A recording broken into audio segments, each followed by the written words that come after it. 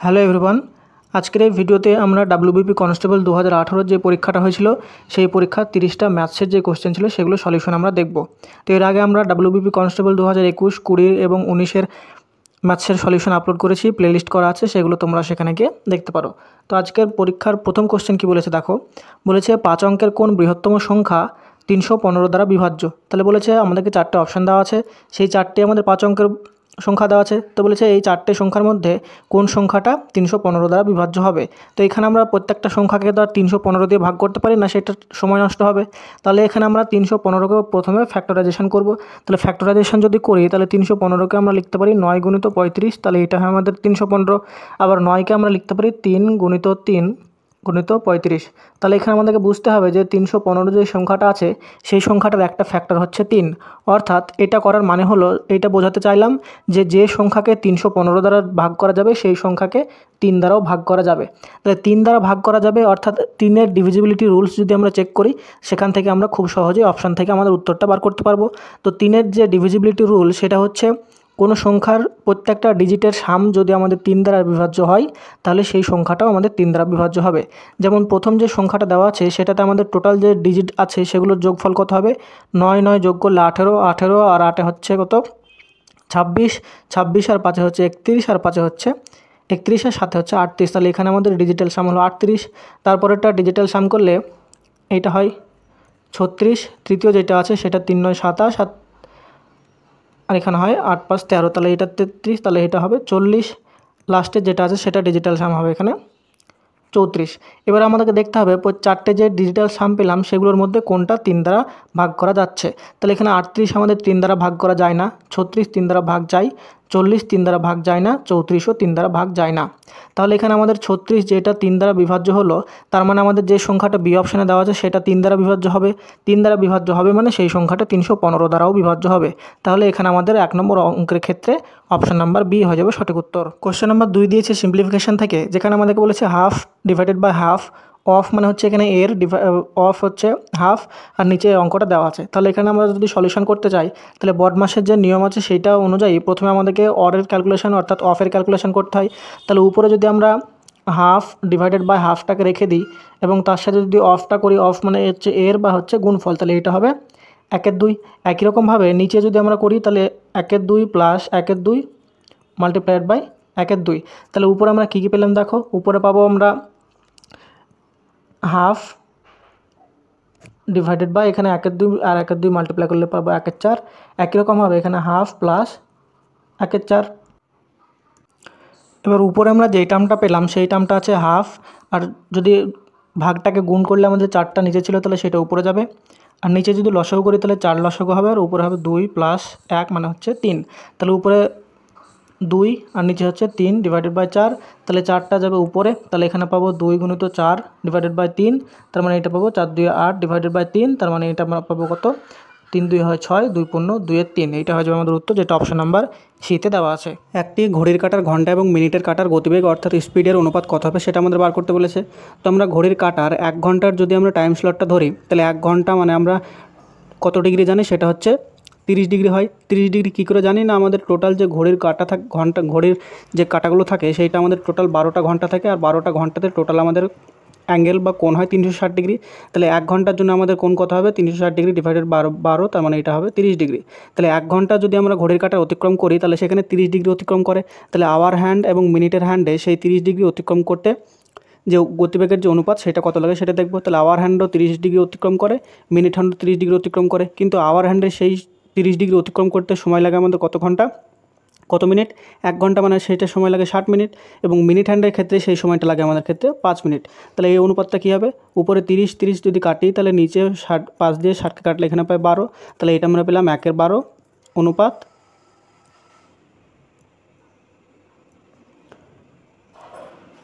এইটা আমরা 1/12 অনুপাত 5 পেয়ে যাব, 1 পেয়ে যাবো, 5টা তো কেটে গেছে। তাহলে এখানে আমরা যদি 1 লিখি তাহলে এইটা অনুপাতটা কত হয়ে যাবে, এখানে 1 আর এদিকে পেয়ে যাবো 12, তাহলে 1/12 হয়ে যাবে এটার অনুপাত, অপশন নাম্বার সি হয়ে যাবে সঠিক উত্তর। কিছু পরিমাণ টাকা সরল সুদে ঋণ নিয়ে 2 বছরের জন্য 720 টাকা এবং তারপর আরও 5 বছরের জন্য 1020 টাকা হয়। তাহলে যথাক্রমে সুদ, আসল বা প্রিন্সিপাল এবং ইন্টারেস্ট, যেটা আমাকে মূলধন বলি, সেটা হয় 2 বছর হচ্ছে 720 টাকা এবং আরও 5 বছর মানে 2 বছর প্লাস 5 বছর মানে টোটাল 7 বছর হয় সেটা 1020 টাকা। তাহলে আমাদেরকে বলেছে বার্ষিক সুদের হার কত। তো এই অঙ্কগুলো আমরা কীভাবে করি, একটা ইকুয়েশন গঠন করব যে আমাদের টোটাল যে 7 বছর, অর্থাৎ সেকেন্ড কেসে আমাদের ছিল 7 বছরে আমরা প্রিন্সিপাল প্লাস ইন্টারেস্ট মিলে কত পেয়েছি, এটা পেয়েছি 1020 টাকা।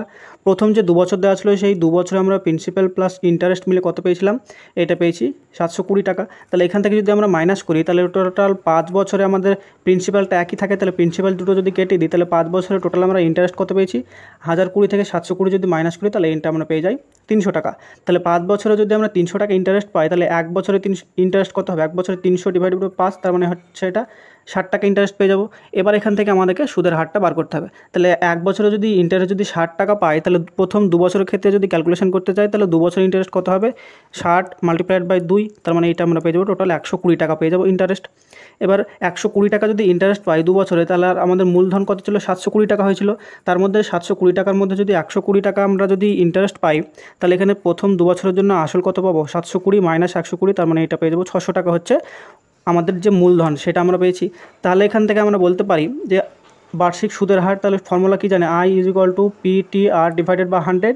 তাহলে এখান থেকে আমাদের আর এর ভ্যালুটা বার করতে হবে। তাহলে আমাদের ইন্টারেস্ট হচ্ছে 120 আসল মানে হচ্ছে 600 মাল্টিপ্লাইড বাই টি মানে হচ্ছে আমাদের 2 বছর, আর এর ভ্যালু বার করতে হবে ডিভাইডেড বাই 100। তাহলে এইটা উপরে থাকে 6 আর 6 2 হয় 12, আর এখানে 120কে কাটলে আমরা পাই 10।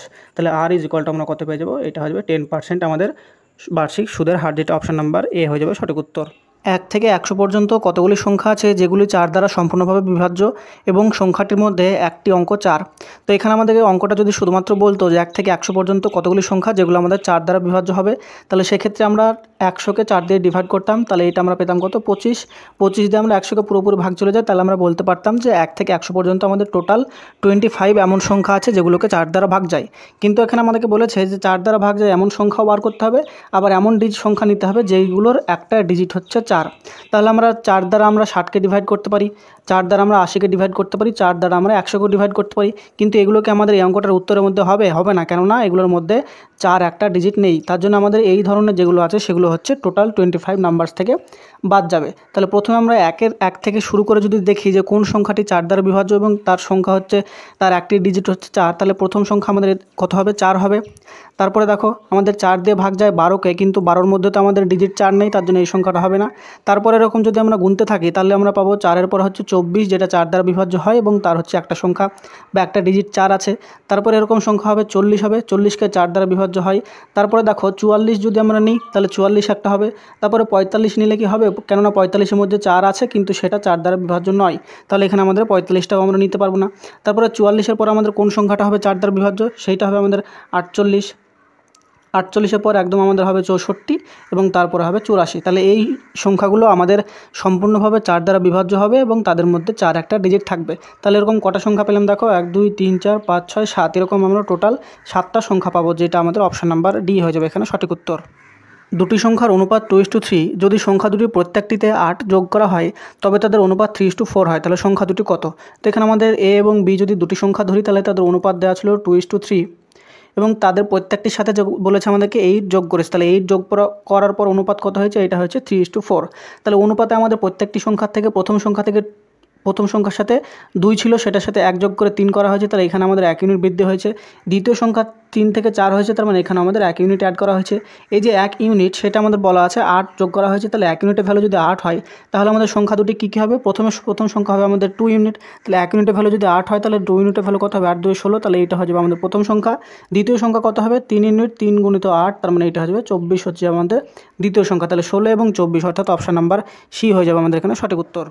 28টি জিনিস বিক্রয় করে একজন ব্যক্তি 4টি জিনিসের বিক্রয় মূল্যের সমান লাভ করেন, তাহলে লাভের শতকরা হার বা গেইন পার্সেন্টেজ কত। তো এখানে আমরা প্রত্যেকটা জিনিসের দাম যদি 1 ইউনিট করে ধরি তাহলে আমাদেরকে 4টি জিনিসের বিক্রয় মূল্য মানে কত হবে, 4টি জিনিসের বিক্রয় মূল্য মানে হচ্ছে 4 × 1, তার মানে 4 ইউনিট যেটা পেলাম সেটা হচ্ছে আমাদের প্রফিট বা পি। এবার 1 ইউনিট করে যদি দাম হয় তাহলে আমাদের 28টি জিনিসের দাম কত হবে, 28 ইউনিট হবে।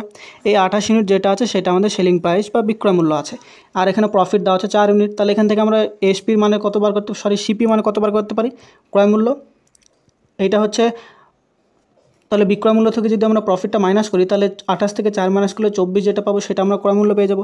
তাহলে এখান থেকে আমরা এসপি বাই সিপি অর্থাৎ বিক্রয় মূল্য এবং ক্রয় মূল্যের যে রেশিও সেটা যদি বার করতে চাই তাহলে এটা হয়ে যাবে 28 ইউনিট ডিভাইডেড বাই 24 ইউনিট। তাহলে এটা 4 দিয়ে কাটলে উপরে হয় 7 আর নিচে হয় 6। তাহলে ক্রয় মূল্য যখন 6 ছিল তখন বিক্রয় মূল্য আমাদের 7 ইউনিট হয়েছে, তার মানে এখানে বৃদ্ধি পেয়েছে 1 ইউনিট। তাহলে 1 ইউনিট বৃদ্ধি পেয়েছে তার জন্য আমাদের 4 ইউনিট লাভ হয়েছিল। তাহলে এখান থেকে আমরা লাভের হার কত বলতে পারি, তাহলে লাভ হয়েছে 1 ইউনিট 6 ইউনিটের উপরে, আর এটাকে পার্সেন্টেজ করার জন্য মাল্টিপ্লাইড বাই 100। তাহলে এটা যদি আমরা 2 দিয়ে কাটি তাহলে উপরে পাবো 50, নিচে পাবো 3।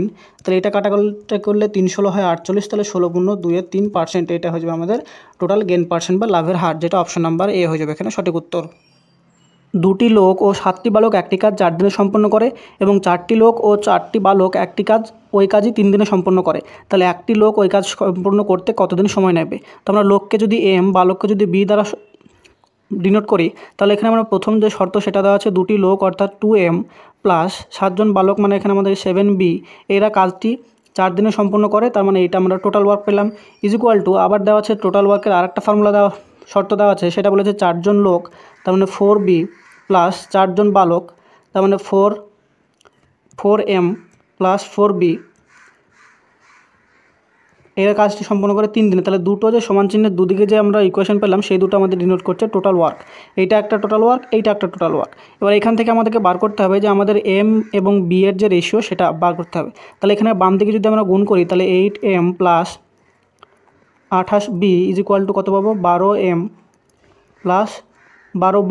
তাহলে এম এবং বিগুলোকে যদি একদিকে নিয়ে আসি তাহলে এখানে কী হবে দেখো,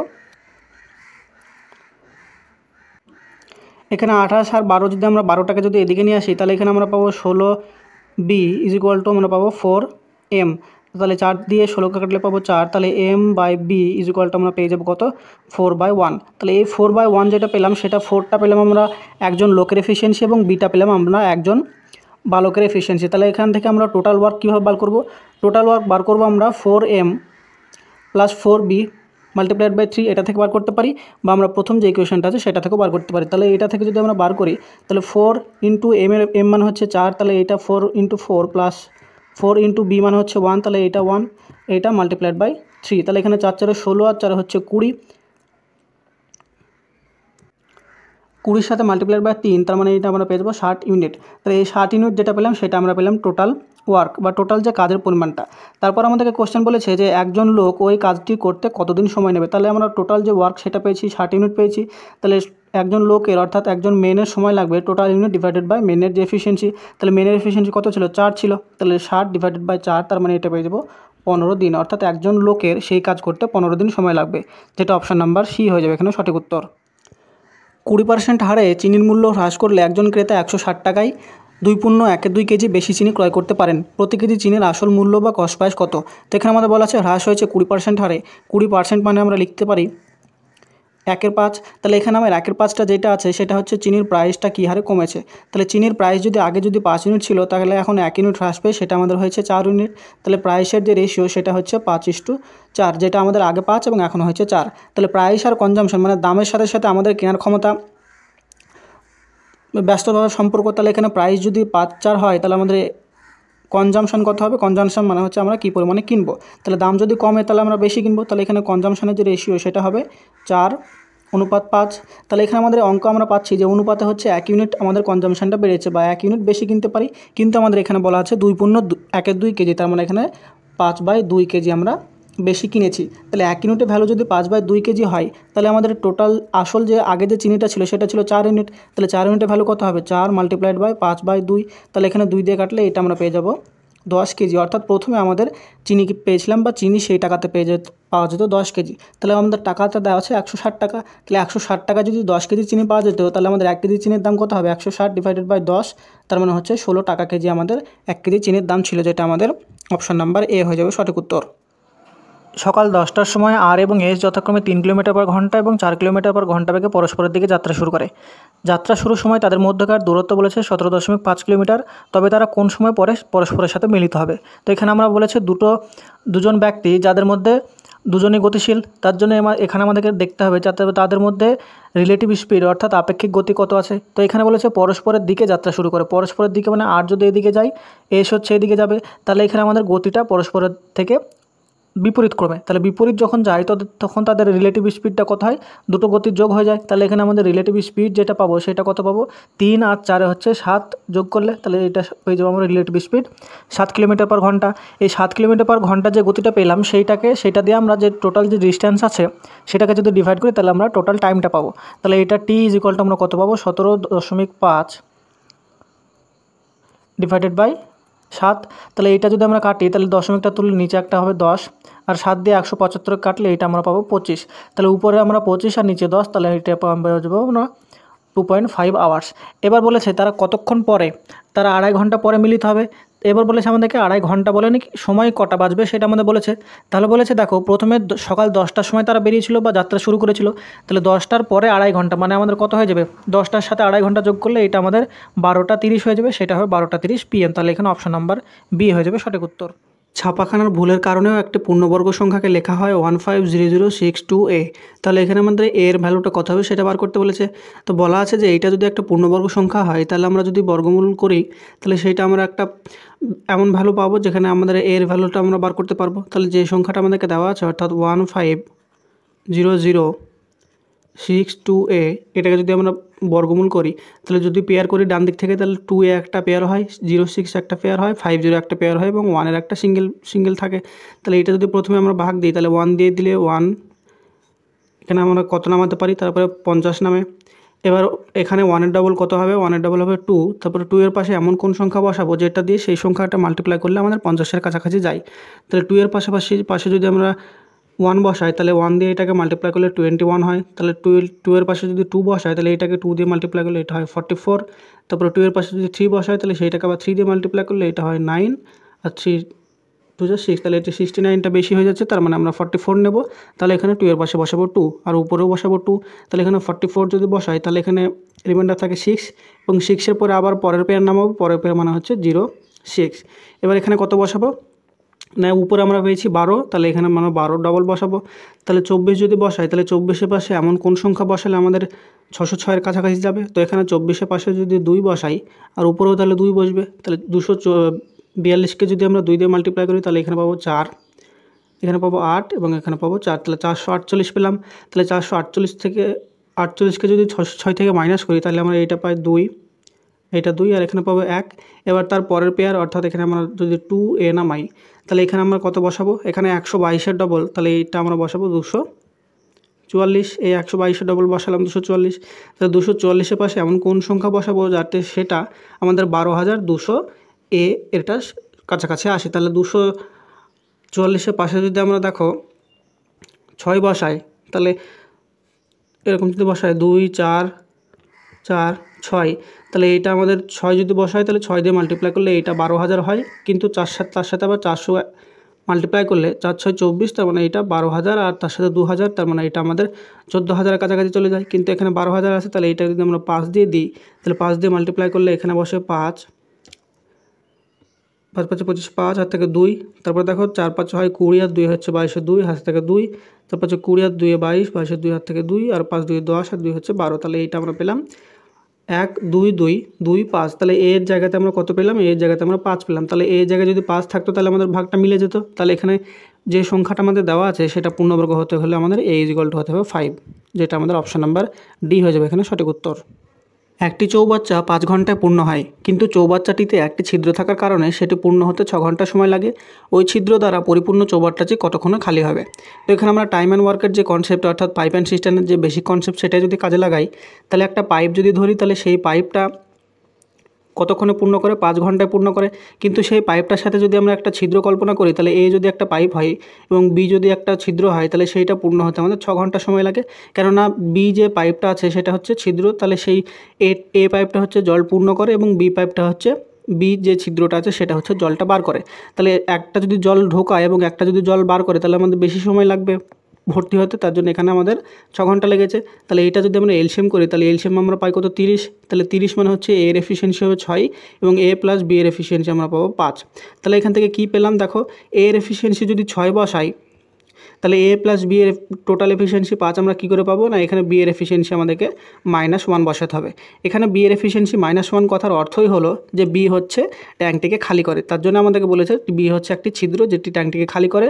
তার জন্য যদি এ যদি ট্যাঙ্কটিকে পূর্ণ করে তার জন্য তার এফিসিয়েন্সিটা যদি আমরা প্লাস ধরি তাহলে বি এর এফিসিয়েন্সিটা আমাদেরকে নেগেটিভ ধরতে হবে। তাহলে বি এর এফিসিয়েন্সি আমরা পেলাম কত, 1 পেলাম। তাহলে বি টোটাল যে ট্যাঙ্কের যে ক্যাপাসিটি সেটা 30 ইউনিট, তাহলে 30 ইউনিটকে তার ক্যাপাসিটি দিয়ে যদি ভাগ করি তাহলে এইটা আমরা পেয়ে যাবো কত, 30 ঘন্টা। তাহলে এই 30 ঘন্টায় বি হচ্ছে টোটাল ট্যাঙ্কটিকে যদি পূর্ণ থাকে তাহলে সেটাকে খালি করতে 30 ঘন্টা সময় নেবে, যেটা অপশন নাম্বার এ হয়ে যাবে সঠিক উত্তর।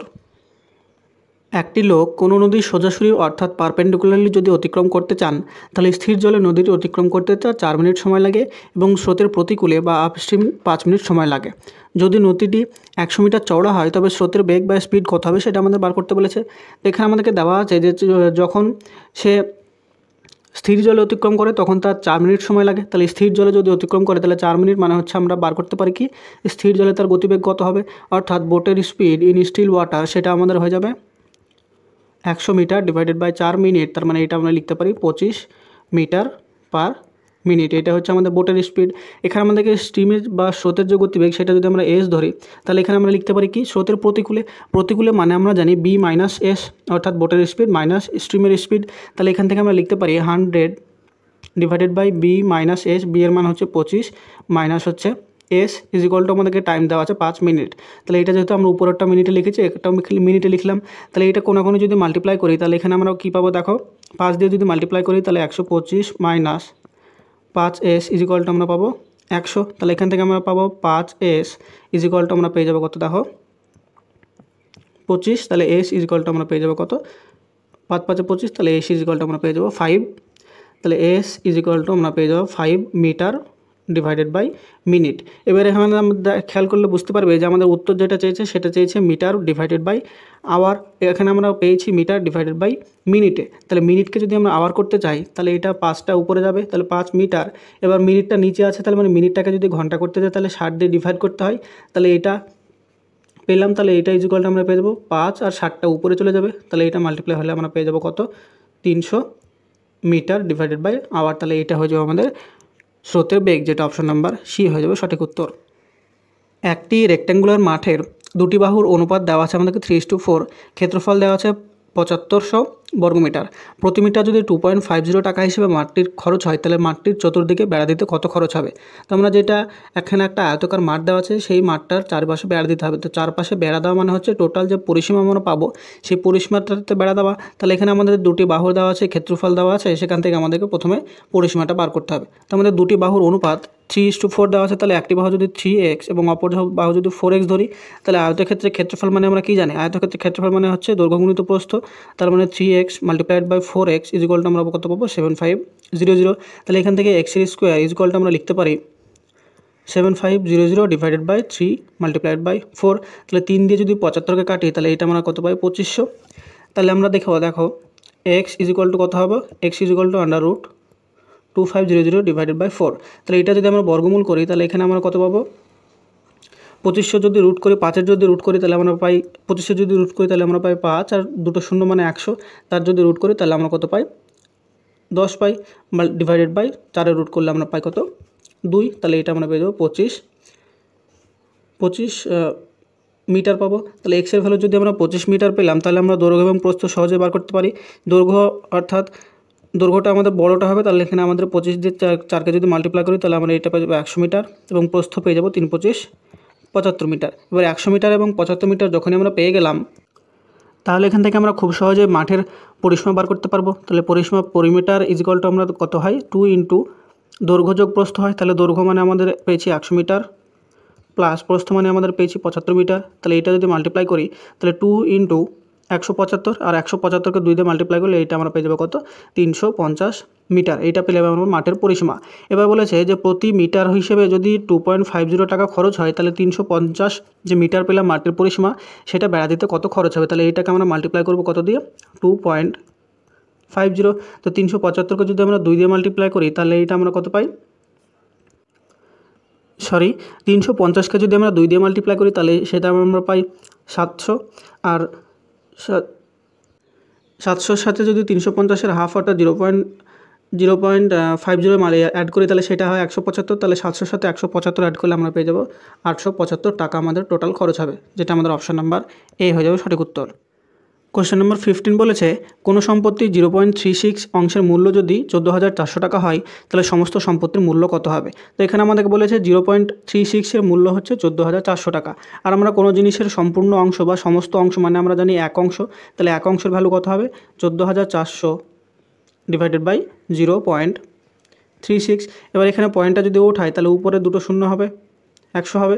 আর 36কে যদি আমরা 4 দিয়ে কাটি, 4 দিয়ে যদি মাল্টিপ্লাই করি তাহলে সেটা আমরা পাই 144, তাহলে 4 আর এখানে ডবল শূন্য, তাহলে টোটাল যে সম্পত্তির যে ভ্যালু সেটা কত হবে 4 তারপরে 4টে শূন্য, তাহলে মানে এখানে হয়ে যাবে 40,000 টাকা, যেটা আমাদের অপশান নাম্বার সি হয়ে যাবে এখানে সঠিক উত্তর। 12টি পেন্সিলের ক্রয়মূল্য যদি 10টি পেন্সিলের বিক্রয়মূল্যের সাথে সমান হয় তবে শতকরা লাভ বা গেন পার্সেন্টেজ কত। তো এখানে আমাদেরকে দেওয়া আছে সহজ অঙ্ক, যেটা হচ্ছে 12টি পেন্সিলের ক্রয়মূল্য, তার মানে 12 সিপি ইজ ইকুয়াল টু 10টা পেন্সিলের বিক্রয়মূল্য, তার মানে 10 সেলিং প্রাইস, এটা আমরা লিখতে পারি। তাহলে এখান থেকে আমরা কী লিখতে পারি দেখো, এসপি ডিভাইডেড বাই সিপি অর্থাৎ selling price divided by cost প্রাইসে যদি রেশিওটা বার করি তাহলে এখানে রেশিওটা আমরা পেয়ে যাই 12 ডিভাইডেড বাই 10। তাহলে এখানে দেখো আমাদের অনুপাতে সিপি থেকে এসপি যেতে আমাদের লাভ কত হয়েছে 2 ইউনিট লাভ হয়েছে, তাহলে এই 2 ইউনিট আমাদের অনুপাতে লাভ হয়েছে। তাহলে সেটার আমরা যদি পার্সেন্টেজ বার করতে চাই তাহলে প্রফিট পার্সেন্টেজ হবে, টোটাল আমাদের লাভ হয়েছে 2 ইউনিট, কত ইউনিটের মধ্যে 10 ইউনিটের মধ্যে, তাহলে 2/10 মাল্টিপ্লাইড বাই 100, তাহলে 10 দিয়ে 100 কাটলে পাই আমরা 10, তাহলে 10 এবং 2 যদি আমরা মাল্টিপ্লাই করি তাহলে এখানে আমাদের 20% হয়ে যাবে গেন পার্সেন্টেজ, এটা হয়ে যাবে আমাদের লিনিয়ার লাভ। কোশ্চেন নাম্বার 17 বলেছে cube root of under root 0.000064 এর ভ্যালু কত হবে। তো এখানে আমরা যদি এটা সিম্পলিফাই করার চেষ্টা করি তাহলে প্রথমে যেটা দেওয়া আছে কিউব রুট অফ কত দেওয়া আছে, cube root of under root, তাহলে যে দশমিক সংখ্যাটা দেওয়া আছে সেটাকে যদি আমরা ভগ্নাংশে পরিণত করতে চাই তাহলে আমরা কত লিখতে পারি 64 ডিভাইডেড বাই দশমিকের পরে কটা সংখ্যা আছে 4টে আর 2টো হচ্ছে 6টা, তাহলে একের পরে আমরা লিখব 6টা শূন্য, তাহলে 6টা শূন্যকে আমরা কীভাবে লিখতে পারি, একের পরে 2টো শূন্য একের পরে 2টো শূন্য, তাহলে এটা আমরা 1000 মাল্টিপ্লাইড বাই 1000 হিসেবে লিখতে পারি। তাহলে এইটা হচ্ছে আমাদের যেটা দেওয়া আছে সেটাকে সিম্পলি আমরা দশমিকটা তুলে লিখলাম।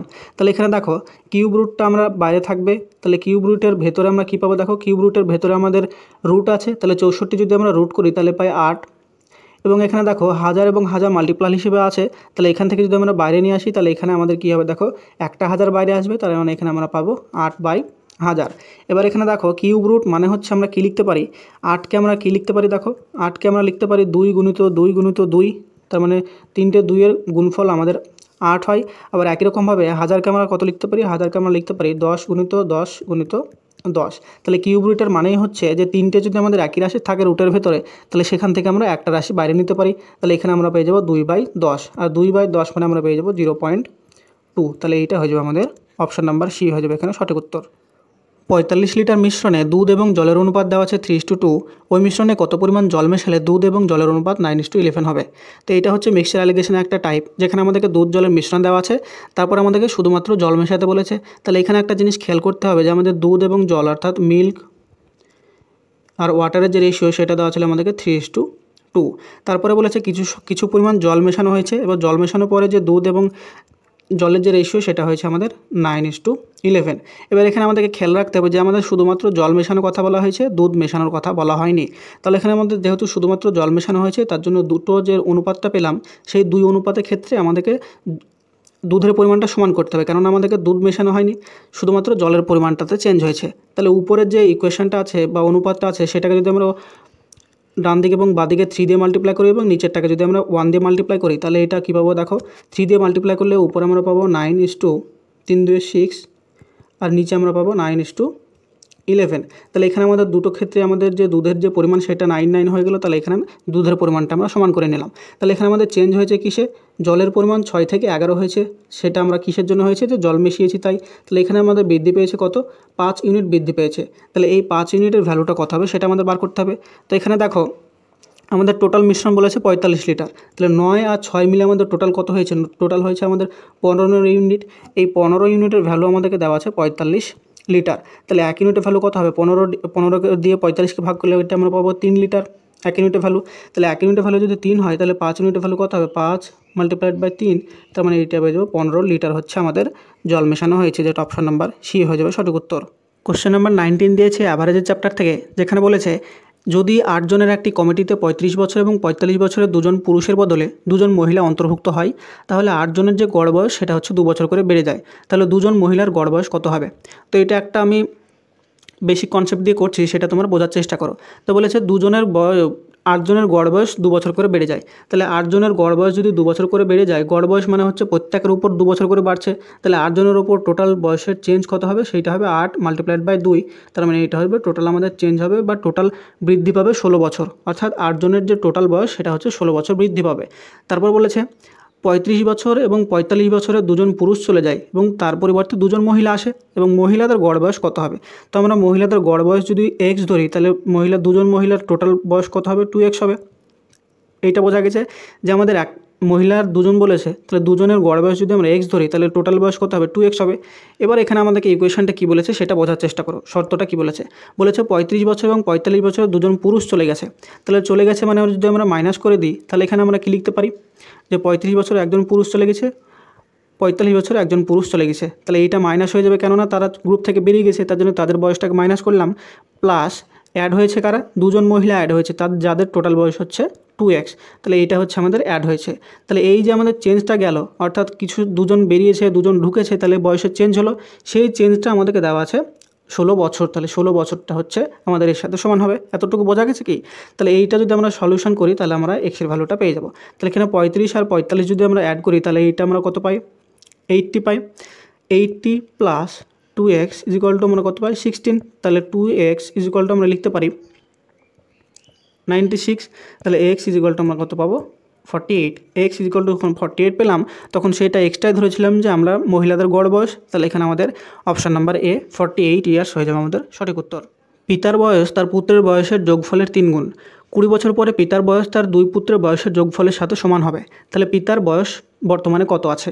তো এখানে আমাদেরকে বলা আছে পিতার বয়স যদি আমরা f ধরি এবং 2 পুত্রের বয়স যদি আমরা b ধরি, যেখানে b মানে হচ্ছে আমাদের 2 জনের বয়সের যোগফল, তাহলে b ইজ ইকুয়াল টু যদি x প্লাস y ধরি, তাহলে একজন পুত্রের বয়স হচ্ছে x এবং অপরজন পুত্রের বয়স হচ্ছে y, তাহলে আমরা b is equal two simply লিখতে পারি যে x প্লাস y, যেখানে x এবং y হচ্ছে 2 জন পুত্রের বয়সের মান। তাহলে এখানে আমরা f ইজ ইকুয়াল টু ক্যালকুলেশনের সুবিধার্থে আমরা x প্লাস ওয়াইকে আমরা b ধরছি। তাহলে এখানে প্রথমে বলেছে পিতার বয়স, তাই তো তার 2 পুত্রের বয়সের যোগফলের 3 গুণ, তাহলে এখান থেকে আমরা প্রথম শর্ত অনুযায়ী লিখতে পারি f is equal two 3b, এটা লিখতে পারি। তারপরে বলেছে 20 বছর পরে পিতার বয়স, 20 বছর পরে পিতার বয়স, তার মানে হচ্ছে f plus 20 is equal two 2 পুত্রের বয়সের যোগফলের সাথে সমান হবে। তাহলে 20 বছর পরে 2 পুত্রের বয়স কত হবে? 20 বছর পরে x এর বয়স 20 বছর বাড়বে, y এর বয়সও 20 বছর বাড়বে, তাহলে b এর উপর টোটাল চেঞ্জ কত হবে? b is equal two total হবে আমাদের x প্লাস ওয়াই প্লাস 40 কিসের জন্য হচ্ছে? কেননা এখানে 2 জন পুত্রের কথা বলা হয়েছে, তাদের জন্য একজনের বয়স যদি 20 বছর বাড়ে তাহলে 2 জনের বয়স 40 বছর বাড়বে, কিন্তু এখানে পিতা যেহেতু একলাই আছে তার জন্য আমাদের শুধুমাত্র এখানে 20 বছর বেড়েছে, আর 2 জন পুত্রের ক্ষেত্রে আমাদের 20 করে আমাদের 40 বছর টোটাল ইনক্রিজ হয়েছে। তাহলে এখান থেকে f plus 20 is equal to আমরা লিখতে পারি b প্লাস 40। তাহলে এখান থেকে আমাদেরকে কী বার করতে হবে? দেখো f is equal two b plus 20, তাহলে এই 20টা 40 থেকে মাইনাস করলে b প্লাস 20 আমরা পেলাম। তাহলে এখান থেকে আমরা কি লিখতে পারি? এই b এর ভ্যালুটা যদি আমরা এইখানে বসাই তাহলে কী পাবো? b is equal to f divided by 3 লিখতে পারি। তাহলে f is equal to f divided by 3 plus 20, এতদূর বোঝা গেছে। এবার এখান থেকে আমরা f এর ভ্যালুটা ক্যালকুলেশন করব। তাহলে f মাইনাস 3 এবং f কে যদি আমরা একদিকে নিয়ে যাই তাহলে লসাগু করলে আমরা পাই 3f minus f divided by 3 is equal to 20। তাহলে এখান থেকে 2f divided by 3 is equal to আমরা কত পাই? 60। তাহলে এটা যদি আমরা দেখো 2f ডিভাইডেড বাই 3 না 2f ইজ ইকুয়াল টু 3টা ওদিকে মাল্টিপ্লাই হয়ে যায়, তার মানে এটা আমরা লিখতে পারি 60। তাহলে f ইজ ইকুয়াল টু কত পাবো? তাহলে f ইজ ইকুয়াল টু 60কে 2 দিয়ে ভাগ করলে এটা পেয়ে যাবো 30 বছর। তাহলে এই 30 বছর হয়ে যাবে পিতার বর্তমান বয়স, যেটা অপশন নাম্বার ডি হয়ে যাবে সঠিক উত্তর। 2819042 এই সংখ্যাটার সাথে কোন ক্ষুদ্রতম সংখ্যা অ্যাড করলে যোগফলটি একটা পূর্ণবর্গ সংখ্যা বা পারফেক্ট স্কোয়ার সংখ্যা হবে। তো এই যে অঙ্কগুলো থাকে সেগুলো আমরা বর্গমূল নির্ণয় করার যে ক্লাসিক মেথডটা আছে সেটা থেকে সরে এসে একটু নতুনভাবে চিন্তা করা শুরু করব। তো এই অঙ্কটা আমরা যদি ইউনিট ডিজিট কনসেপ্টের সাহায্যে করি, তো আমরা জানি যে কোনো সংখ্যা যদি পূর্ণবর্গ হয় তাহলে তার ইউনিট ডিজিট অর্থাৎ একক ঘরের সংখ্যা কী কী হতে পারে, সেটা 1 হতে পারে, 4 হতে পারে, 6 হতে পারে, 9 হতে পারে এবং 0 হতে পারে। অর্থাৎ এখানে পরিষ্কার যেই সংখ্যাগুলো আমাদের পারফেক্ট স্কোয়ার হবে সেই সংখ্যাগুলোর ইউনিট ডিজিট হবে এই সংখ্যাগুলোর মধ্যে যে কোনো একটা। তাহলে আমাদেরকে যেই সংখ্যাটা দেওয়া আছে সেই সংখ্যাটার সাহায্যে আমরা অপশান 4টে যদি যোগ করে দেখি যে কোনটার সাথে আমাদের এই যে ডিজিটগুলো আসবে একক স্থানে সেইটা আসছে না এবং কোনোটা যদি ওরকমভাবে এলিমিনেট হয়ে যায় তাহলে আমরা উত্তরটা খুব কম সময়ে পৌঁছে যেতে পারি। তাহলে প্রথম যে অপশানটা দেওয়া আছে 3438 সেটা যদি উপরের সংখ্যাটার সাথে অ্যাড করি তাহলে এককের ঘরে কত হবে, 8 আর 2 যদি অ্যাড করি তাহলে এটা হবে 0 আর হাতে 1 থাকবে, তাহলে 4 আর 3 যদি অ্যাড করি তাহলে 7 আর হাতে 1 হবে 8। তাহলে এখানে আমরা দেখতে পাচ্ছি আর তারপরে 0 আর 4 আছে, তাহলে 0 আর 4 হবে, তাহলে এখানে আমরা হবে 4। তাহলে লাস্টের 3টে ডিজিট আমরা পেলাম কত, 480। এবার এখানে লাস্টের ডিজিট আমাদের 0 আছে, কিন্তু এটা কি পূর্ণবর্গ হবে? পূর্ণবর্গ হবে না, কেননা 0-র পরে যে সংখ্যাটা আছে সেই সংখ্যাটা আমাদের পূর্ণবর্গ নয়। তার জন্য আমাদের এখানে দেখতে হবে যদি আমাদের ইউনিট ডিজিট যদি পূর্ণবর্গ হয় তাহলে তার আগের সংখ্যা, তাহলে 8কে দেখতে হবে, তাহলে 8 যেহেতু এখানে পূর্ণবর্গ সংখ্যা নয় তার জন্য আমাদের প্রথম অপশানটা ক্যান্সেল আউট হয়ে যাবে। তারপর একই রকমভাবে 2 নম্বর অপশান যদি আমরা চেক করি তাহলে 2 নম্বর অপশানে দেখো ইউনিট ডিজিট আছে 5 এবং উপরে যে অঙ্কটা দেওয়া আছে আমাদেরকে সেটা ইউনিট ডিজিট আছে 2, তাহলে 5 আর 2 যদি অ্যাড করি তাহলে এখানে ইউনিট ডিজিট আসছে আমাদের 7। তাহলে 7 তো আমাদের ইউনিট ডিজিট হতেই পারে না কোনো স্কোয়ার নাম্বারের ক্ষেত্রে, তার জন্য এটা আমাদের ক্যান্সেল আউট হয়ে যাবে। তাহলে অপশান নাম্বার 2ও আমাদের উত্তর হবে না। তারপর অপশান নাম্বার 3 যদি আমরা ট্রাই করি তাহলে কী আছে দেখো, অপশান নাম্বার 3তে আছে ইউনিট ডিজিট আছে 2, তাহলে ওইটার সাথে যদি অ্যাড করি তাহলে এটা আমরা পাবো 0, ক্যারি হবে 1। তারপরে 5 আর 4 9 আর 1 হবে 10, 10 0, ক্যারি হবে 1। তারপরে 0 আর 3 হচ্ছে 3 আর 1 হচ্ছে 4। তাহলে এইটা দেখো লাস্টে 3 ডিজিট আমাদের দুটো 0 আছে এবং একটা হচ্ছে 4 আছে। তাহলে 0 দুটো তো আমাদের ইউনিট ডিজিটে যদি থাকে তাহলে সেটা তো পূর্ণবর্গ হয়, আবার 4 যেটা পেয়েছি সেটা নিজেও একটা পূর্ণ সংখ্যা, অর্থাৎ এটা 4 মানে 2 এর স্কোয়ার। তাহলে এটাও যেহেতু একটা পূর্ণ সংখ্যা তাহলে আমরা বলতে পারি যে অপশান নাম্বার 3তে যেই নাম্বারটা দেওয়া আছে সেটা যদি অ্যাড করা হয় তাহলে আমরা যে সংখ্যাটা দেওয়া আছে সেই সংখ্যাটা থেকে অ্যাড করলে একটা পূর্ণবর্গ সংখ্যা পাবো। তাহলে এখানে আমাদের অপশান নাম্বার সি হয়ে যাবে এখানে সঠিক উত্তর। সামনের সারিতে সর্বাধিক সৈন্য নিয়ে একটি বর্গাকার সৈন্যব্যূহ বা স্কোয়ার ফরমেশন রচনা করা হলো। মোট 63,535 জন সৈন্য নিয়ে যদি সাজানো হয় বর্গাকারে তাহলে বলেছে 31 জন সৈন্য বেশি থাকে বা এক্সট্রা হয়, তাহলে সামনের সারিতে কতজন সৈন্য ছিল। তো এখানে আমরা জানি যে যখন আমাদের বর্গাকার আকারে বা স্কোয়ার ফরমেশন করা হবে তখন সামনেকার সারিতে যতজন থাকবে পিছনকার সব সারিতে আমাদের ঠিক তত সংখ্যক সৈন্য থাকবে। তাহলে এখানে আমাদেরকে বলেছে যেই সংখ্যাটা 63,535 জন সৈন্যের মধ্যে আমাদের 31 জন বাদ গেছে, তাহলে এটা থেকে যদি 31 আমরা বাদ দিই তাহলে এখানে কত পাবো, 63,504।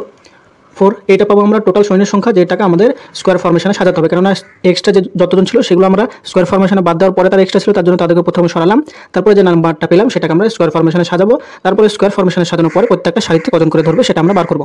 তো এখানে দেখো আমরা যদি এটা অপশন এলিমিনেশন করার চেষ্টা করি, প্রথম অপশন যেটা আছে সেটা আছে 265কে যদি আমরা স্কোয়ার করি তাহলে ইউনিট ডিজিট আছে 5 কিন্তু এখানে আছে 4, তার জন্য আমাদের অপশন এ হচ্ছে এলিমিনেটেড হয়ে গেল।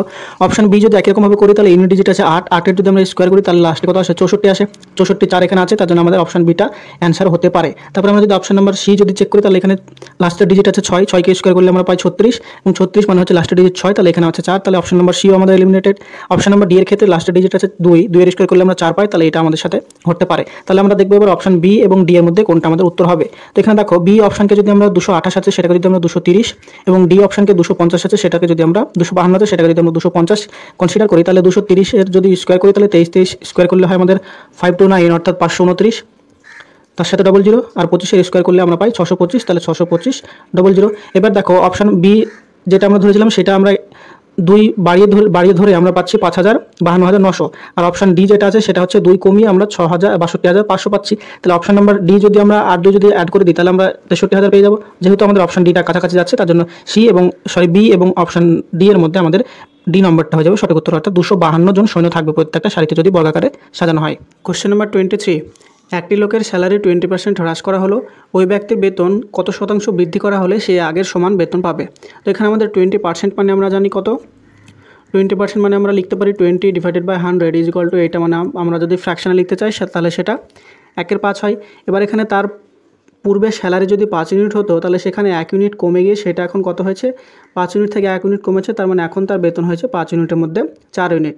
তাহলে বলেছে সেই 4 ইউনিট থেকে যদি তাকে 5 ইউনিটে ফিরে আসতে হয় তাহলে কত % বৃদ্ধি করতে হবে। তাহলে 4 থেকে 5-এ ফিরে আসতে হলে আমাদের এখানে টোটাল বৃদ্ধি করতে হবে 1 ইউনিট বৃদ্ধি করতে হবে। সেই 1 ইউনিটের পার্সেন্টেজ ভ্যালুটা কত হবে, 1 ইউনিট ডিভাইডেড বাই এখন কত আছে, এখন আছে 4 ইউনিট, তাহলে ডিভাইডেড বাই 4 আর মাল্টিপ্লাইড বাই 100 এটা পার্সেন্টেজ করার জন্য, তাহলে এইটা পার্সেন্টেজ করলে আমাদের 25% হয়ে যাবে উত্তর। অর্থাৎ তাকে 25% যদি বৃদ্ধি করা হয় তাহলে সে আবার আগের মতো বেতন পাবে। তাহলে এখানে অপশন নাম্বার সি হয়ে যাবে সঠিক উত্তর। দুটি সংখ্যার অনুপাত 6:13, তাদের লসাগু বা এলসিএম দেওয়া আছে 312, তাহলে সংখ্যা দুটির যোগফল কত। এখানে আমাদের সংখ্যা দুটির যে অনুপাত দেওয়া আছে 6:13, তাহলে আমরা একটা সংখ্যা যদি 6s এবং অপর সংখ্যা যদি 13x ধরি, তাহলে এদের এলসিএম বা লসাগু কত হবে, এলসিএম হবে 6 multiplied by 13 multiplied by x is equal to এইটা সমান আমাদেরকে দেওয়া আছে 312। তাহলে এটা যদি আমরা কাটাকাটি করি তাহলে x is equal to 312 divided by 6×13 আমরা করতে পারি। তারপরে এটাকে যদি আমরা 4 দিয়ে ডিভাইড করি তাহলে 78 মাল্টিপ্লাইড বাই 4 মানে 312, অর্থাৎ এক্স ইজিক্যাল টু আমরা পেলাম কত, 4। এবার বলেছে সংখ্যা দুটির যোগফল কত। আমাদের অনুপাতের সংখ্যা দুটি ছিল, একটা ছিল 6x, একটা ছিল 13x, তাহলে এদের যোগফল করলে কত হবে, এইটা হবে 19x। তাহলে এইটা হলো সংখ্যা দুটির যোগফল। তাহলে এবার এক্সের মান যদি এখানে বসিয়ে দিই তাহলে 19 মাল্টিপ্লাইড বাই 4, তাহলে এইটা আমাদের হয়ে যাবে 76, অর্থাৎ এখানে অপশন নাম্বার এ হয়ে যাবে সঠিক উত্তর। দুইজন ব্যক্তি একই দিকে যথাক্রমে 3 কিলোমিটার/ঘন্টা এবং 6 কিলোমিটার/ঘন্টা বেগে হাঁটছিলেন। একটি ট্রেন পিছন থেকে এসে তাদেরকে অতিক্রম করে 9 সেকেন্ডে এবং 10 সেকেন্ডে। তাহলে ট্রেনটির গতিবেগ বা স্পিড কত হবে সেটা আমাদের বার করতে বলেছে। তো এখানে আমাদের ট্রেনটির স্পিড যদি আমরা x কিলোমিটার/আওয়ার ধরি, তাহলে আমাদেরকে দুজন ব্যক্তির ক্ষেত্রে আমাদেরকে রিলেটিভ স্পিড লাগবে। তাহলে এই দিক বরাবর যদি ট্রেন যায় তাহলে এ যদি একটা মানুষ হয় এবং বি যদি এই দুজন যদি ব্যক্তি হয় এবং ট্রেনটা ধরো এই দিক থেকে তাদেরকে পিছন থেকে ক্রস করছে, তাহলে প্রথম মানুষের ক্ষেত্রে একটা আমরা ট্রেনের ক্ষেত্রে রিলেটিভ স্পিড পাবো, সেটা হচ্ছে কত, x প্লাস এক্স, এবং যেহেতু তারা ট্রেন এবং মানুষ একই দিকে যাচ্ছে তাই জন্য রিলেটিভ স্পিড সবসময় আমরা জানি -হয়। তাহলে x-3 হচ্ছে প্রথম ব্যক্তির ক্ষেত্রে রিলেটিভ স্পিড এবং x-6 হচ্ছে আমাদের সেকেন্ড ব্যক্তির ক্ষেত্রে রিলেটিভ স্পিড। এইটা পেলাম আমরা কিলোমিটার/আওয়ারে। এবার কিলোমিটার/আওয়ারকে এখানে টাইমটা যেহেতু আমাদের সেকেন্ডে দেওয়া আছে, তাহলে কিলোমিটার/আওয়ারকে মিটার/সেকেন্ড করতে গেলে আমরা 5/18 দিয়ে মাল্টিপ্লাই করি। তাহলে এইটা হচ্ছে আমাদের প্রথম ব্যক্তিকে যখন ট্রেনটা অতিক্রম করছে তখন তাদের রিলেটিভ স্পিড, এবং x-6 এটাকে 5/18 দিয়ে যদি মাল্টিপ্লাই করি তাহলে এটা হচ্ছে সেকেন্ড ব্যক্তিকে যখন সে অতিক্রম করছে, ট্রেনটা যখন অতিক্রম করছে তখন হচ্ছে এর রিলেটিভ স্পিড। এবার আমাদের দেখো যে রিলেটিভ স্পিড যেটা বার করলাম, সেটা বার করার পরে একটা জিনিস খেয়াল রাখতে হবে যে আমাদের একই ট্রেন দুজন ব্যক্তিকে অতিক্রম করছে, অর্থাৎ দুই ক্ষেত্রে আমরা যদি ট্রেনের লেন্থটা বার করি তাহলে সেখান থেকে আমরা ট্রেনের লেন্থটা ইকুয়াল করে আমরা ট্রেনের স্পিডটা বার করতে পারি। তাহলে প্রথম ক্ষেত্রে যে আমাদের রিলেটিভ স্পিডটা পেয়েছি সেটা পেয়েছি x-3 ইন্টু 5/18, তাহলে এত হচ্ছে রিলেটিভ স্পিড, আর relative speed multiplied by time মানে হচ্ছে 9 সেকেন্ড। এটা হচ্ছে আমাদের প্রথমে ট্রেনের স্পিড প্রথম ক্ষেত্রে, তাহলে x-3 মাল্টিপ্লাইড বাই 5/18 এটা হচ্ছে রিলেটিভ স্পিড মাল্টিপ্লাইড বাই 9, তাহলে এটা হচ্ছে প্রথম ক্ষেত্রে আমাদের ট্রেনের দৈর্ঘ্য, মানে হচ্ছে এটা হচ্ছে টোটাল রিলেটিভ স্পিড আর এটা হচ্ছে তার টাইম। তাহলে স্পিডকে টাইম দিয়ে মাল্টিপ্লাই করলে আমরা দৈর্ঘ্য পাই, তাহলে এটা হচ্ছে প্রথম ক্ষেত্রে ট্রেনটির দৈর্ঘ্য। একই রকমভাবে দ্বিতীয় ক্ষেত্রে ট্রেনটির দৈর্ঘ্য কত হবে, x-6 multiplied by 5/18 multiplied by এটা হচ্ছে 10 সেকেন্ডে অতিক্রম করেছিল। তাহলে এটা হচ্ছে আমাদের সমীকরণ। তাহলে এখান থেকে আমাদের ক্যালকুলেশন করে এক্সের ভ্যালুটা বার করতে হবে। তাহলে এখানে দেখো উভয় দিক থেকে আমরা 5/18, বাঁ দিক থেকে 5/18 এবং ডান দিক থেকে 5/18 যদি কেটে দিই তাহলে আমাদের সমীকরণটা কী আসলো, তাহলে এখানে আসলো 9x - 27 ইজ ইকুয়াল টু ডান দিকে হবে 10x - 60, এইটা হবে। তাহলে দেখো 9xকে যদি আমরা 10x থেকে যদি মাইনাস করি তাহলে এইটা আমরা পাবো কত, x ইজ ইকুয়াল টু আমরা পাবো 60 থেকে যদি 27 মাইনাস করি তাহলে এইটা আমরা পেয়ে যাবো 33। তাহলে এখানে আমরা x ইজ ইকুয়াল টু 33 কিলোমিটার/আওয়ার, অর্থাৎ এইটাই হয়ে যাবে ট্রেনের স্পিড, যেটা আমাদের অপশন নাম্বার এ হয়ে যাবে সঠিক উত্তর। কোশ্চেন নাম্বার 26, কয়েকজন ভিখারিকে 6 পয়সা করে দিলে কৌশিকের কাছে আরও 7 পয়সা বেশি থাকে, আবার প্রত্যেককে যদি 8 পয়সা করে দেওয়া হয় তাহলে 5 পয়সা কম পড়ে, তাহলে ভিখারির সংখ্যা কত। তো এগুলো আমরা সিম্পলি বীজগণিতিক যে সমীকরণ সেটা গঠন করে আমরা সমাধান করতে পারবো। তো এখানে আমাদের ভিখারির সংখ্যা নির্ণয় করতে বলেছে, যেটা আমরা টোটাল সংখ্যা যদি আমরা এ ধরি তাহলে আমাদেরকে বলেছে প্রথম ক্ষেত্রে প্রত্যেককে 6 পয়সা করে দিলে মোট কত পয়সা দেওয়া হবে, তাহলে এটা আমাদের দেওয়া হবে টোটাল 6a পয়সা। তাহলে আবার বলেছে কৌশিকের কাছে 7 পয়সা বেশি থাকে, তাহলে এটা +7, তাহলে এটা হলো কৌশিকের কাছে টোটাল পয়সা। এবার দ্বিতীয় ক্ষেত্রে বলেছে প্রত্যেককে যদি 8 পয়সা করে দেওয়া হয় তাহলে প্রত্যেককে দেওয়া হলো কত, 8 পয়সা করে, তাহলে 5 পয়সা কম পড়ে, তাহলে এইটা থেকে আমাদের 5 মাইনাস করতে হবে। তাহলে প্রথমে ছিল আমাদের 7 পয়সা বেশি থাকছিল এবং পরে আমাদের 5 পয়সা কম হয়েছে। তাহলে এইটা যদি আমরা ক্যালকুলেশন করি তাহলে 8 থেকে 6 যদি মাইনাস করি তাহলে এখানে আমরা পাই 2a ইজ ইকুয়াল টু 7 5 যোগ করলে আমরা পাবো 12, তাহলে a ইজ ইকুয়াল টু কত পাবো, 6। তাহলে এ যে ভিখারির যে টোটাল সংখ্যা সেটা হয়ে যাবে 6, যেটা অপশন নাম্বার এতে দেওয়া আছে। এক ফল বিক্রেতা তার সমস্ত কমলালেবুর 1/4 একজন ক্রেতা এবং অবশিষ্টের 4/5 অপর ক্রেতার কাছে বিক্রয় করেন। তারপরেও যদি তার কাছে 33টা কমলালেবু এক্সট্রা থেকে যায়, তবে দ্বিতীয়জন ক্রেতা তার কাছ থেকে কতগুলি কমলালেবু ক্রয় করেছিলেন সেটা আমাদের বার করতে বলেছে। তো এখানে আমাদের কমলালেবুর সংখ্যা, মোট কমলালেবুর সংখ্যা যদি আমরা এ সংখ্যক ধরি, তাহলে আমাদের সমীকরণটা কী আছে দেখো। এ সংখ্যক যদি তার টোটাল কমলালেবু ছিল, তাহলে বলেছে প্রথম জনের কাছে সে 1/4 বিক্রি করে। তাহলে 1/4 বিক্রি করা মানে 4 ইউনিটের মধ্যে 1 ইউনিট বিক্রি করে দিলে এখন তার কাছে কত থাকে? এখন থাকে 4 ইউনিটের মধ্যে 3 ইউনিট। এই যে 4 ইউনিটের মধ্যে 3 ইউনিট ছিল, তার থেকে আবার বলেছে 4/5 আরেকজনের কাছে বিক্রি করে। তার মানে 4/15, তাহলে 15-র মধ্যে 4 ইউনিট যদি বিক্রি করে দেয়, তাহলে আমাদের 11/15, অর্থাৎ 15 ইউনিটের মধ্যে 11 ইউনিট তার কাছে এখন কমলালেবু থাকে। এইটা হচ্ছে আমাদের টোটাল যে তার কাছে মানে অবশিষ্ট ছিল সেই কমলালেবুটার পরিমাণটা বার করলাম। প্রথমে 1/4 বিক্রি করেছে, তার মানে 3/4 পড়ে আছে। তারপরে সেই কমলালেবুর 4/5 বিক্রি, 4/15 বিক্রি করেছে, তার মানে হচ্ছে 11/15 তার কাছে এখন অবশিষ্ট আছে। তাহলে এই যে আমরা টোটাল অবশিষ্ট পেলাম, সেটার ভ্যালু আমাদেরকে দেওয়া আছে 33টা কমলালেবু। তাহলে এইটা যদি আমরা কাটাকাটি করি, তাহলে 3/11 হয়, বাদিকে 33 আর ডান দিকে 33, তাহলে এ = আমরা পেয়ে যাবো 4×15 = 60। তাহলে এটা হচ্ছে তার টোটাল কমলালেবুর সংখ্যা। তারপরে বলেছে যে দ্বিতীয়জন ক্রেতা তার কাছে কতগুলো কমলালেবু ক্রয় করেছিলেন। তাহলে দ্বিতীয়জন টোটাল কতগুলো ক্রয় করবে? 60টা টোটাল কমলালেবু। তার মধ্যে প্রথমজন ক্রয় করেছিলেন 1/4, তার মানে বাকি ছিল কত? 3/4 বাকি ছিল। তারপর বলেছে এইটা যখন প্রথমজন ক্রয় করলেন, তারপরে বাকি এটা থাকলো, তার 4/15 দ্বিতীয়জন ক্রয় করেছে, তার মানে এটা হচ্ছে দ্বিতীয়জন ক্রেতা কতগুলি ক্রয় করেছিলেন। তাহলে দেখো নিচে 4 আর 15 যদি মাল্টিপ্লাই করি, তাহলে পাই 60, আর উপরে 60 কাটে, তাহলে উপরে 3 4 হচ্ছে 12টি হচ্ছে দ্বিতীয়জন ক্রেতা তার কাছ থেকে ক্রয় করেছিলেন, যেটা আমাদের অপশন নাম্বার ডি হয়ে যাবে সঠিক উত্তর। একটি ব্যাগে 1 টাকা 50 পয়সা এবং 25 পয়সার মুদ্রার সংখ্যার অনুপাত আমাদেরকে দেওয়া আছে 2:3:5। তাদের মূল্যের অনুপাত কত হবে? তো এই অনুপাতটা যদি আমরা প্রথমে 2কে 2x, 3কে 3x এবং 5কে যদি 5x ধরি, এইটা হচ্ছে তাদের সংখ্যার অনুপাত। এবার সংখ্যার অনুপাত থেকে মূল্যের অনুপাত বার করার জন্য আমরা তিনটে অনুপাতকে একই পরিমাণ মূল্য দিয়ে মাল্টিপ্লাই করব। অর্থাৎ এখানে আমরা 1 টাকা দিয়ে মাল্টিপ্লাই করতে পারি, বা এখানে আমরা 100 পয়সা দিয়ে মাল্টিপ্লাই করতে পারি। তাহলে এখানে আমরা মূল্যের অনুপাতটা কী করে বার করে দেখো। প্রথম অনুপাতটা আমাদের আছে 2x, তাহলে 2x মাল্টিপ্লাইড বাই এটা হচ্ছে 1 টাকার পরিমাণ, তাহলে 1 টাকা সমান 100 পয়সা। তাহলে এটাকে পুরো সবগুলোকে যদি আমরা পয়সাতে কনভার্ট করতে চাই, তাহলে 2x পরিমাণ 1 টাকার মুদ্রাতে আমাদের টোটাল পয়সা পাবো 2x মাল্টিপ্লাইড বাই 100। একই রকমভাবে 3x, এগুলো হচ্ছে আমাদের 50 পয়সার সংখ্যা। তাহলে 50 পয়সাকে মাল্টিপ্লাই করার জন্য এটাকে আমরা মাল্টিপ্লাই করবো কত দিয়ে? 50 পয়সা দিয়ে। অনুপাত এটা হচ্ছে 5x হচ্ছে আমাদের 25 পয়সা, তার মানে এইটাকে আমরা 25 দিয়ে মাল্টিপ্লাই করবো, যেহেতু সবগুলোকে আমরা পয়সাতে কনভার্ট করলাম। তারপরে দেখো উভয় যে প্রত্যেকটা যে অনুপাত আছে সেখান থেকে আমরা xকে ক্যান্সেল আউট করতে পারি। তারপরে প্রত্যেকটা অনুপাতকে যদি আমরা 25 দিয়ে ডিভাইড করি, তাহলে এখানে হবে 1, তাহলে এখানে হবে 2, আর এখানে 25 দিয়ে 100 কাটলে এখানে হয় 4। তাহলে আমাদের অনুপাতটা কত হবে? এখানে হবে 4 2 8, এখানে হবে 3 2 6, আর এখানে হবে 5 1 5। তাহলে এখানে হয়ে যাবে আমাদের 8:5:5, এইটা হয়ে যাবে আমাদের তাদের মূল্যের অনুপাত, যেটা অপশন নাম্বার সি হয়ে যাবে সঠিক উত্তর।